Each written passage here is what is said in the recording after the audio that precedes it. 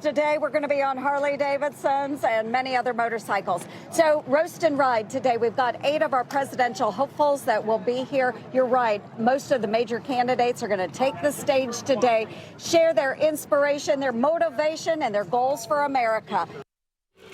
All right, that was Iowa Senator Joni Ernst there alongside several GOP presidential candidates. 8, she said, in Iowa for the annual Roast and Ride event, which has become a must-stop for presidential candidates on the campaign trail. Yeah, unless, of course, you're a former President Donald Trump, who was notably absent from the event. He was in Iowa earlier in the week. But for more, let's welcome in the managing editor of the Iowa Star, Matt Kittle, and the host of America Right Now, Tom Basile. Gentlemen, great to have you with us. Matt, talk to us about the event. And do you think it was a mistake for former President Trump to not attend the event? What were people saying to you?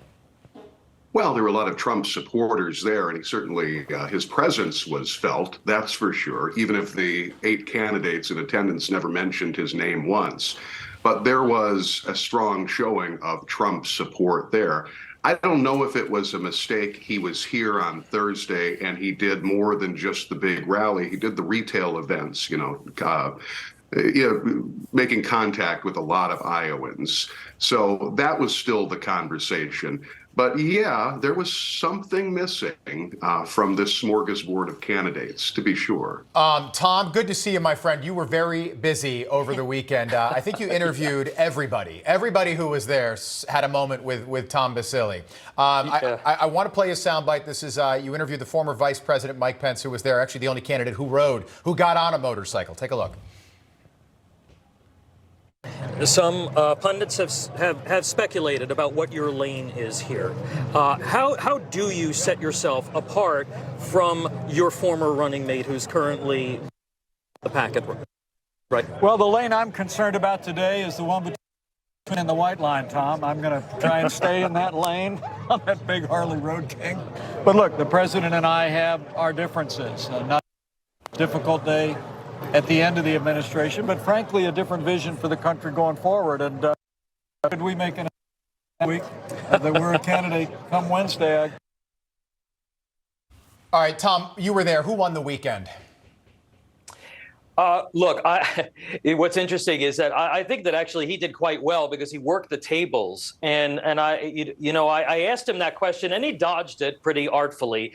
But the fact of the matter is that he can articulate the Trump-Pence record very well. So if there's anybody out there who says, well, I don't necessarily like Donald Trump's style, but I do like the policies, I think that's where he's looking to go. And I don't know if it necessarily will work. The fact that he is announcing in Iowa rather than Indiana shows that he's going to be spending a lot of time in Iowa. I think that the candidates who won were the ones who got out from behind the podium and really did the retail political work. There were about 800 people at this event. Tim Scott, Nikki Haley, Vivek Ramaswamy, they all spent a lot of time with the grassroots. The person that I felt like didn't really capitalize on this event enough was Ron DeSantis. Ron DeSantis did not make time for us at Newsmax. He was the only candidate that wouldn't be interviewed by us while we were there. And he actually left the event for about an hour and a half and then only returned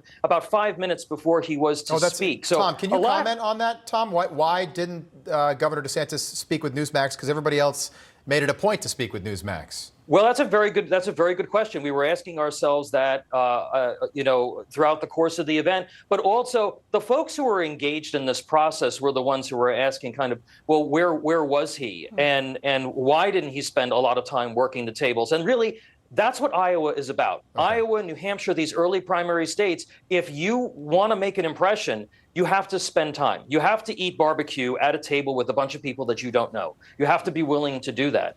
And I thought that, the candidates who benefited, I think, the most from this great crowd, very respectful crowd, I thought were Nikki Haley and Tim Scott, who both performed very, very well on the stage. Matt, did you get the sense of what Tom was just saying about Governor DeSantis from folks in Iowa, how they felt about him? Yeah, first of all, we were all winners, of course. Anytime you get to see Mike Pence in leather, everybody wins. So, no, I agree with Tom completely. And, I got to tell you, the governor had a grinding week on the political campaign trail. He was in Iowa earlier in the week, and then he was off to New Hampshire, South Carolina, back in Iowa. He is learning what the presidential campaign trail grind is really all about. And it is tiring. And I saw him fatigued. I saw him looking very tired between smiles with voters in Iowa. He looked a bit drained.